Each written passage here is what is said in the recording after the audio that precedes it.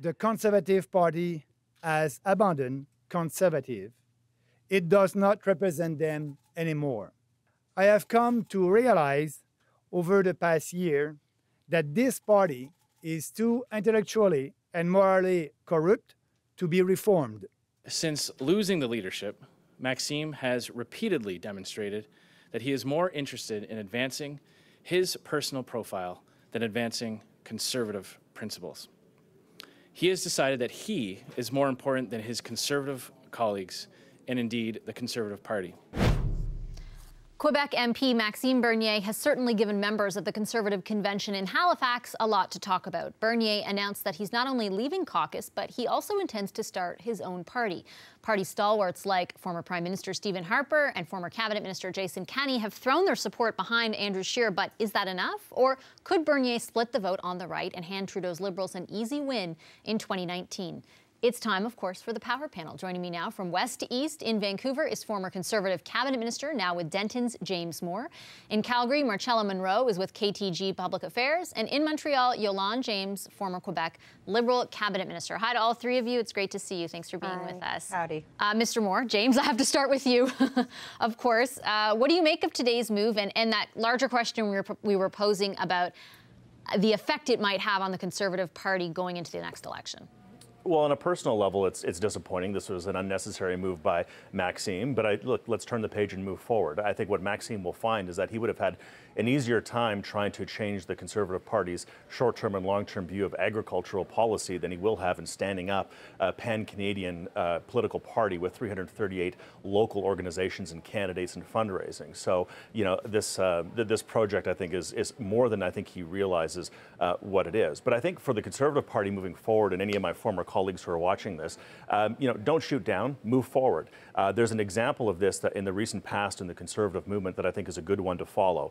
In the spring of 2005, Belinda Stronach left the Conservative Party and she crossed the floor and sat with the Liberal government of Paul Martin. And what did the Conservative movement do? We didn't snipe and attack Belinda Stronach. We moved forward. And what did we do? We filled the void that was sort of some people thought was there and put forward conservative ideas and policies. The best way to stop the Maxime Bernier political party from gaining any kind of traction with voters, supporters, donors, or anybody is to take the oxygen out of the room with an effective platform that is based on conservative policies and principles that aren't boutique issues like supply management and other things, but that are core to the well-being, quality of life of Canadian families and the Canadian economy moving forward. That's how you stop this from moving forward, is recapture the agenda, get on the offensive, talk about policies and principles that are core to Conservative voters and the Conservative movement, and get on with defeating Justin Trudeau. A lot of people like Maxime Bernier, but those people like defeating Justin Trudeau a lot more than they like Maxime Bernier. Yolande, let me ask you about the Quebec context here, because, you know, what do you think about I'll note, for example, that the constituency association, I think on the board, all but one person has already resigned, saying that the president said, you know, we stand with Maxime more than we do the party. Is there enough support, I guess, for Mr. Bernier and his ideas there to take away from some of the momentum the Conservatives have got in Quebec? But you've got to really have a specific look at Maxime Bernier and Quebec in its context. One, he's from Beauce. He's a Beauceron. And that's important to talk about because it explains why locally in his riding people support him and have continued to support him. His father's history there as well does not mean that extends to the rest of the province. I would say far from it. Don't forget, and he wrote about it in his book, and part of the reason I believe he's still so bitter is that with Alain Reyes' help, Andrew Scheer was able to capitalize on his position in supply management during the leadership and win a lot of Quebec. And, you know, for Conservatives in Quebec, their opportunity to gain on Liberals is not in urban areas; it's in the regions. But the issue becomes with this new party that Maxime Bernier is trying to build: will he have enough momentum to get even just a couple of points, because, you know, in a tight race, in certain ridings where Liberals are going to have to defend their record, if they're able to divide the Conservative vote, the Conservative vote in any way, of course that's going to be beneficial to them. So it all depends on what Maxime Bernier does now, because I do agree with James in the fact that, you know, it's one thing to announce that you're going to leave a party, but if you're going to create a new one, it's going to take a lot more than some hot tweets and a flashy press conference to do it. Marcella, what did you think of Mr. Scheer's response today? Well, you know, initially I was of the camp, I guess you could say, the last couple of weeks, a bit surprised how long it's taken Andrew Scheer, you know, to forcefully come out and say what he said today. I guess I would have thought he had a couple of opportunities to be the person who pulled the plug on Maxime Bernier himself, and he refused to do that. He waited for Bernier to do this. I think there's a method to Scheer's madness. I think James sort of touched on it in the sense that it gave the Conservative leadership, and I say leadership broadly, meaning their senior strategists, the senior folks that we come to know across Canada as leaders, the chance to really get together. And clearly today their message was loud and clear, and it came from all kinds of places, from Premier Ford to Leader Jason Kenney. It came from Stephen Harper, from senior strategists, to say, you know, don't let this nonsense derail us from our focus, which is to defeat Justin Trudeau. So I think that's not a bad place for him to begin his convention, a convention which, by the way, if Mr. Bernier decided to stay around, may have become quite divisive on some of these questions between the Libertarians and other folks in the party that maybe want a more centrist stance. He may have been able to make a lot more noise and turn the convention into something where the two sides of the Conservative Party were confronting each other quite publicly, and instead the narrative has been set up to allow the Conservative leadership to spend the next couple of days continuing on this theme of, you know, pushing Mr. Bernier aside and reminding people in their party how dangerous it is, and the long, cold wilderness of the night that was the Reform Alliance split from the party. So I don't think that's a bad place for Mr. Scheer to begin his convention over the weekend. Although, as I said, he may find there are people in the party that are going to ask some tough questions in terms of how he keeps their values in the party.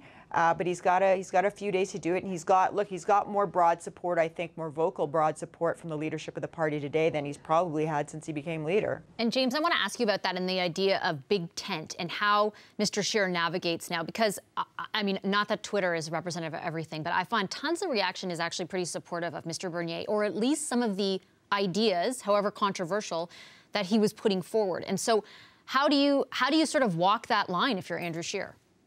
Well, as I said, I think you suck the energy out of the room. When Stephen Harper became leader of the Canadian Alliance before the merger in the Conservative Party, there were 13, not one Maxime Bernier, but there were 13 members of Parliament, people like Chuck Strahl and Deborah Gray, Monty Solberg, accomplished parliamentarians of deep respect within the party, who formed a group called the Democratic Representative Coalition, and they were sitting with Joe Clark, and the Conservative movement wasn't split between two, it was between three factions. And what did Stephen Harper do? Is he put on the table clear public policy that took the oxygen out of any effort to split the movement in a different direction. But let me just say this as well about Andrew Scheer. You know, he won on the 13th round of balloting. And over the past year as leader of the Conservative Party, you know, whenever you have a leader who wins in that kind of a dynamic, you know, there are people who are wondering whether or not he can grow into the role. He's grown into the role. Fundraising is through the roof. They're drawing phenomenal candidates in all regions of the country. Poll numbers are steady and strong and stable in all regions of the country. He has the support of the new elected Premier of the province of Ontario. We're doing well in Atlantic Canada. We've had a breakthrough in a by-election victory in the province of Quebec. You know, he's got support of the Premier of Saskatchewan. He's got support of Jason Kenney in the province of Alberta. If all those people are standing behind Andrew Scheer, not just because he happens to be the Conservative leader, but because he's demonstrated over the past year of his leadership steady growth in his personal presentation, his grasp of public policy, his ability to build the team together, and frankly, it's not anything that I don't think Maxime Bernier would have been capable of doing, given the pressures that Andrew Scheer was under. He's demonstrated his leadership, and that's why he has the support. And also, I think people have an instinctive reaction when they see unfairness and an inappropriate and unprofessional behavior in the form of Maxime Bernier and what he's done over the past couple of months. And look, I like Max personally, but I think that what he's done here is blown up his own political career with, frankly, nothing ultimately to show for it in the long term. And I think what it's going to cause is a pendulum swing in the other direction of a rallying around Andrew Scheer and an opportunity, as Marcella said, an opportunity for him to seize the agenda and to put some real meat forward on public policy and redefine the Conservative Party under his leadership as we go into the next election campaign. Okay, we're going to stay on this topic because there is a lot more to discuss, but the Power panel has to take a quick break. We'll be back for another round after this. Welcome back to Power and Politics and the Power Panel with James Moore, Marcella, Munro, and Yolande. James, we are, of course, talking about the big political news of the day here in Canada. Maxime Bernier, Quebec MP Maxime Bernier, has left the Conservative Party to start, he says, one of his own. Yolande, why don't I start with you? Sure. James, before the break, was talking about the opportunities presented to the Conservatives by this. What kind of opportunities do you think the Liberals and the NDP have here? Well, I mean, for sure, it all depends. Again, I go back to what happens now and how Andrew Scheer handles the situation, as much as we see Conservatives today really backing him up and Stephen Harper tweeting and in support of him as they go into a convention. It's going to be about how he's going to make sure that Maxime Bernier doesn't really have any following whatsoever, because when you look back at it after the leadership with such a close result, I'm sure, and it certainly seemed that Andrew Scheer was working towards that. He would have liked and gave Maxime Bernier a lot of space to kind of integrate into the team and try to stay on message and try to make him happy within the Conservative Party, which that clearly didn't happen. Now that he's officially made this move, as we're 1 year away from the election, no caucus members are there, but there are certain people that resonate with what Maxime Bernier has to say. If he is able to carry that through in any way, if he's able to carry members with him in any kind of structure, that is certainly something that can be an advantage to the Liberals and to the NDP. But I would say to them not to count your the chickens before they hatch, because you never know what could happen. Look at what the Liberals were able to do in 2015 when a lot of people counted them out. I wouldn't be so quick to pop the champagne today, given that the Conservatives are not having such a great day. Marcella, would you be popping the champagne in Nanaimo right now? No, and I wouldn't be counting my milk bottles either. Look, I think that it's very important for both the Liberals and New Democrats, as much as we can all take joy when one of the political parties we oppose has a day of sort of frenzied biting back and forth. We can't get sucked in that that's somehow a solution to fighting an election campaign. We're still a year out. Monsieur Bernier has yet to show, since his leadership, which obviously he almost won, but I mean, since then he has yet to show that he's capable of kind of creating that base for himself. I was a little surprised today, frankly, that he didn't seem to have anything to show for it. There's no party name. He couldn't, point to anyone significant that was backing him up. That being said, the Conservatives cannot also take the risk of thinking that he's just going to be shoved aside by a couple of strongly worded news cycles, right? I mean, here in Alberta, for example, he had garnered the support of 7 then Wildrose and Conservative MLAs. They were quite excited about him as a candidate. It wasn't, sort of half-hearted by any stretch. And he had support of that ilk in Conservative circles across the country. So just because we've had sort of a list of leadership that says, they won't support him, doesn't mean he won't find any friends. And we are in the midst of figuring out how Canada's conservatism reflects this sort of rise of populism in the right. We saw some struggles over immigration the last couple weeks. I don't think that that's going to go anywhere fast. I suspect we'll still see some of that debate play out at the Conservative Convention. But there's certainly a group there of Conservative voters to whom a libertarian freedom and perhaps sort of soft anti-immigration message will sell to. I think Mr. Bernier is counting on that, and so how and whether he connects to that is the next question. And let's not shove aside too much the power of a Twitter feed and a couple rallies, because we know what happened south of the border. One of his most pointed messages was around supply management, and you could see during the press conference, and as we have before, that kind of got him the most animated. I want to play a clip, and then, James, get your reaction to it. I'm the only one in the House who's against a trade war, and the only one in the House who's for Canadian consumers. Put supply management on the table. You know, the President Trump is saying a lot of things, and but on supply management, for the last 6 months, that's the same thing. What do you think about that, James? The idea of putting supply management on the table, about saying you're going to abolish it, and that somehow, helping temper what happens with Mr. Trump?